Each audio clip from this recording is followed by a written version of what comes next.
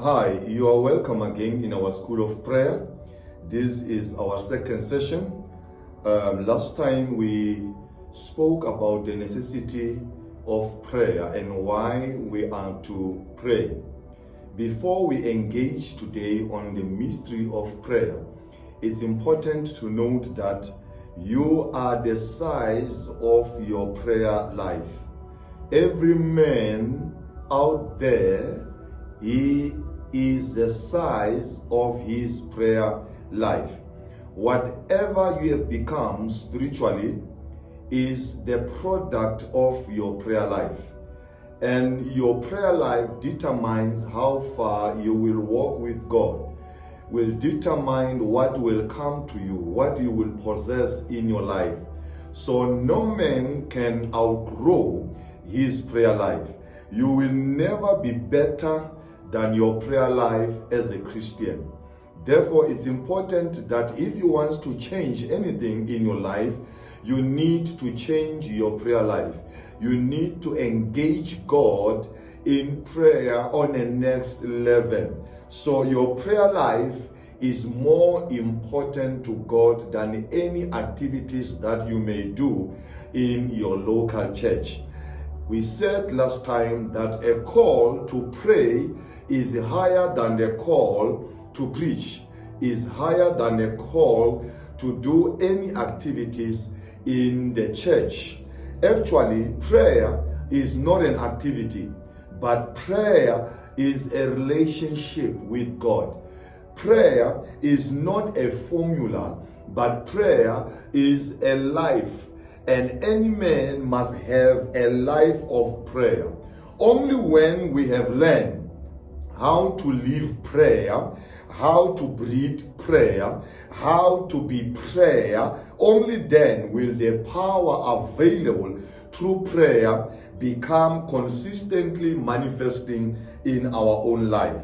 So God has ordained that prayer will be the conduit through which his intervention and changing power flows from heaven to earth. Prayer is what sets God's will in motion. So if man does not pray, God's hand will be constrained. What releases the hand of God, what releases God's intervention upon people's lives, upon the earth, is when men pray. When we pray, we are releasing God to intervene on human affairs. When we pray, we are releasing the power of God on high to be in manifestation, to be flowing across our lives and across our church or across our circumstances. So today, I want us to focus on the mystery of prayer. Prayer is a mystery. Many people can't understand prayer. Many people, they find it difficult to have an understanding as to why we ought to pray. Prayer is a mystery. Prayer is one of the mysterious affairs, as there are many questions that surrounds it. Many people have so many questions. Why do we have to pray? Why do I have to engage God in the place of prayer? Why pray? Since God is omniscient, since God is an omnipotent God, since God is a self-sufficient God, and he is sovereign, why must he wait until I pray before he commences to do his work on my behalf? Why God must wait before I engage him in prayer, before he could move, he could intervene in my life? Since he is an omniscient God, he knows everything, why must we tell him everything? Since God is an almighty God, and I believe he's an almighty God, and that will never change who God is. He is an almighty God. Why should he need our prayers? Isn't it that God is a creator of heaven and the earth? Isn't it that God's eyes are to and fro across the horizons of the earth? Why must he wait for me to engage him in prayer? Can't he see the problems of men? Can't he see the sufferings of humanity? Can't he see all the wars that has engulfed our world? Why must we engage him first in prayer before he could intervene, before he could stretch forth his hands? Why is it that only those who ask him are given? Why only those who seek him find him? Why only those who knock at the door enters? According to Matthew chapter 7, verse number 7. Why does God say you have not because you ask not? According to James 4, verse 2. If God wanted to give me something, if God wanted to give you something, why should he wait for you and I to ask for it in prayer? Why shouldn't he just give it to me without praying? So that's why we are saying mystery is prayer. Prayer is a mystery. And there are many other questions that people ask concerning prayer. The list is endless. By asking this question, we come to realize that prayer is a great mystery. Therefore, there are principles that we see God establishing when it comes to the area of prayer. The first is that God's people must pray before God himself will rise up and work. Without you and I praying, we will be constraining God. We will be constraining the hand of God over our lives. The power of God will not be released. The grace of God will not be released. The glory of God will not be made manifest. Prayerlessness constrains the hand of God. Prayerlessness constrains God's intervention on human affairs.